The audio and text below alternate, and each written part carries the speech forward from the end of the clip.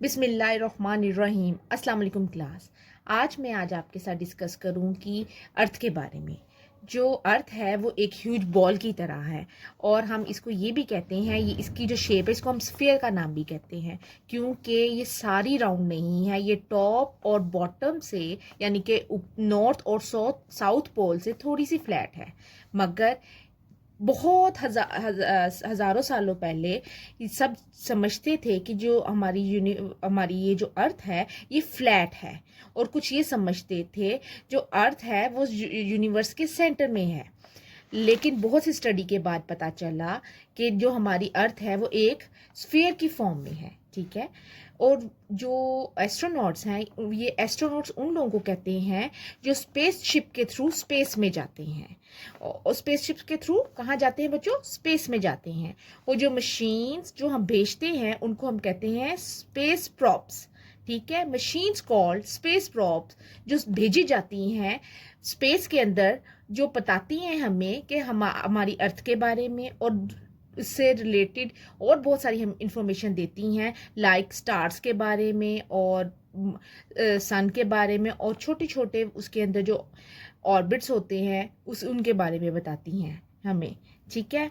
और ये जो क्लियर इमेज, आपको जो इमेज नज़र आ रहा है ये सैटेलाइट के थ्रू हमने देखा है, सैटेलाइट के थ्रू देखा है। और जो ये पिक्चर है इसमें बताया जा रहा है जो एस्ट्रोनॉट है जो चांद पे गया था, ये उसकी तस्वीर है।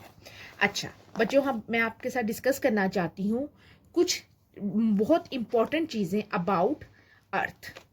सबसे पहले जो पाथ जिसके इर्द गिर्द अर्थ घूमती है, सूरज के इर्द गिर्द, उसको कहते हैं हम ऑर्बिट। बहुत से प्लैनेट्स और सैटेलाइट्स के भी ऑर्बिट्स होते हैं, ठीक है।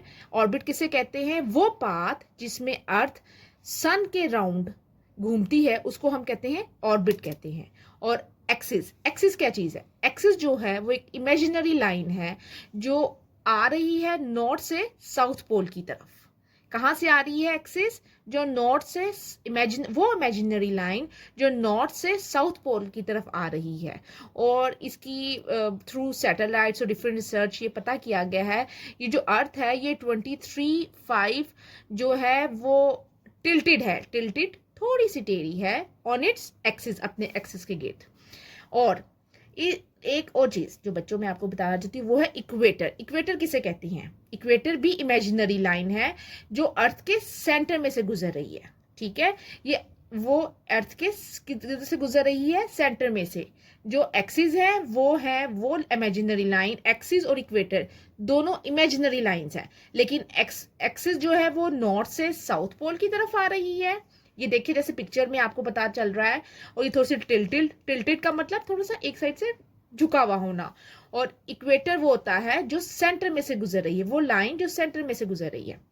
फिर नेक्स्ट हम पढ़ते हैं यहाँ पे हेमिस्फीयर। हेमिस्फीयर किसे कहते हैं? Hemis mean half. इसका मतलब ये जो इक्वेटर की लाइन गुजर रही है ना, वो अर्थ को दो पार्ट्स में डिवाइड कर रही है। एक को कहते हैं नॉर्दर्न और दूसरे को कहते हैं सॉदर्न, ठीक है बच्चों। सॉदर्न कहते हैं उसको हेमिस्फीयर। उसके बाद हम पढ़ेंगे इंटरमीडिएट डायरेक्शन। इंटरमीडिएट डायरेक्शन क्या होती है? ये वो डायरेक्शन है, the direction in between the cardinal directions on a compass. आपने बच्चों अक्सर देखा होगा कंपास होगा वो गोल सा होता है, उसके ऊपर एक दफा नॉर्थ एक दफा साउथ होता है। ये इंटरमीडिएट डायरेक्शंस वो होती हैं जो दो डायरेक्शंस के बीच में हो, जैसे north east, north west, south east, south west. इन सब डायरेक्शंस को क्या कहते हैं? इंटरमीडिएट डायरेक्शंस, ठीक है बच्चों। उसके बाद आया जी रोटेशन। रोटेशन किसे कहते हैं? जाहिर है कुछ घूम रही है। हमने जैसे पढ़ा है जो अर्थ है वो घूमती है, किसके इर्द गिर्द घूमती है? सन के इर्द गिर्द। तो उसके घूमने को क्या कहते हैं हम? रोटेशन कहते हैं। द अर्थ स्पिन्स, अर्थ का घूमना, और रोटेट्स और मूव करना from east to west on its axis, उसको क्या कहते हैं? रोटेशन। रोटेशन कहते हैं अर्थ का अपने एक्सिस के, जैसे ये अर्थ है और ये अपने एक्सिस के इर्द गिर्द यूं यूं घूमती है, यूं यूं यूं यूं यूं। और ये घूमती है किस डायरेक्शन में? From west to east. और ये कितनी देर लगाती है? 24 आवर्स लगाती है एक रोटेशन कंप्लीट करने में। और 24 आवर्स का मतलब है ये एक दिन लगता है इसको अर्थ को मूव रोटेट करने में अपने एक्सिस के इर्द गिर्द कितना टाइम लगता है? 1 दिन लगता है। 24 आवर्स का मतलब क्या होता है? 1 दिन। और वो मूवमेंट जो अर्थ सन के इर्द गिर्द करती है उसको कहते हैं रेवोल्यूशन। बच्चों आप इस चीज को प्लीज क्लियर करना, रोटेशन होती है वो मूवमेंट जो अर्थ अपने एक्सिस के इर्द गिर्द करती है, और रेवोल्यूशन होती है वो अर्थ की मूवमेंट जो किसके इर्द करती है? सन के। ठीक है। अच्छा, अब नेक्स्ट हम पढ़ेंगे कि जो मून है वो अर्थ के इर्द गिर्द रोटेट करता है, और ये 28 डेज लेता है अपनी एक रोटेशन कंप्लीट करने में। ठीक है। अर्थ घूमती है अपने एक्सिस पे और सन के इर्द गिर्द, मून घूमता है अर्थ के इर्द गिर्द। अब नेक्स्ट हम पढ़ेंगे कि इनकी इस मूवमेंट का क्या इफेक्ट पड़ता है। जो रोटेशन होती है ना अर्थ की, वो क्या कॉज करती है? वो डे एंड नाइट कॉज करती है बच्चों, और इसकी वजह से डिफरेंट सीजन्स भी आते हैं, क्योंकि अर्थ अपनी रोटेशन के करते हुए कभी सन के पास आ जाती है, कभी सन से दूर चली जाती है। जब वो सन के पास आ जाती है तो उसमें गर्मी उस एरिया में, अर्थ के एरिया में गर्मी ज़्यादा हो जाती है, और जो एरिया सन से दूर होते हैं इस एरिया में सर्दियाँ आ जाती हैं। जैसे फॉर एग्जाम्पल पाकिस्तान में आजकल गर्मी है क्योंकि पाकिस्तान इस तरफ है, तो पाकिस्तान के बिल्कुल ऑपोजिट ऑस्ट्रेलिया है, तो वहाँ पे आजकल क्या है? सर्दी है, क्योंकि वो एरिया सन से दूर है। ठीक है। और उसके बाद वो एरिया जो इक्वेटर के पास पास होता है वो वहाँ पे ज़्यादातर गर्मी होती है थ्रू आउट द ईयर, क्योंकि सन हमेशा सन घूमता है और वो इक्वेटर वाला एरिया सन को फेस करता रहता है।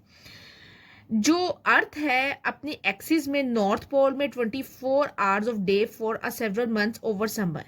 कुछ एरियाज ऐसे हैं नॉर्थ पोल में जहाँ पे 6 माह गर्मी रहती है, 6 माह सर्दी रहती है। उनमें जैसे समर होता है अप्रैल से लेके अगस्त तक, और जो विंटर होता है वो अक्टूबर से लेके मार्च तक।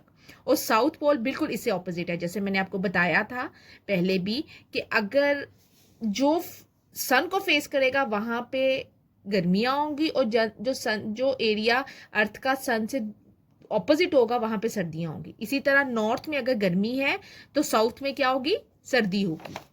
ठीक है बच्चों। अच्छा, अब हम पढ़ेंगे इसके अंदर the world is a huge sphere, क्योंकि हम जानते हैं कि अर्थ जो है वो स्फीयर की फॉर्म में है, लेकिन हम इसकी स्टडी किस फॉर्म में करते हैं? फ्लैट मैप्स की शक्ल में करते हैं।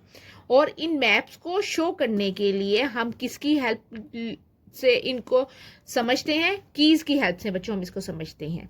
ठीक है। यहाँ पे आपको मैप की एक पिक्चर नजर आ रही है जिसके अंदर डिफरेंट कॉन्टिनेंट्स हैं, अफ्रीका, एशिया वगैरह, और ये इमेजिनरी लाइन जो इक्वेटर को 2 हेमिस्फीयर में डिवाइड करती है वो ये है, और ये नॉर्थ साउथ ईस्ट वेस्ट, ये सारी वो चीज़ें हैं जो मैंने आपके साथ पीछे डिस्कस की हैं। ठीक है।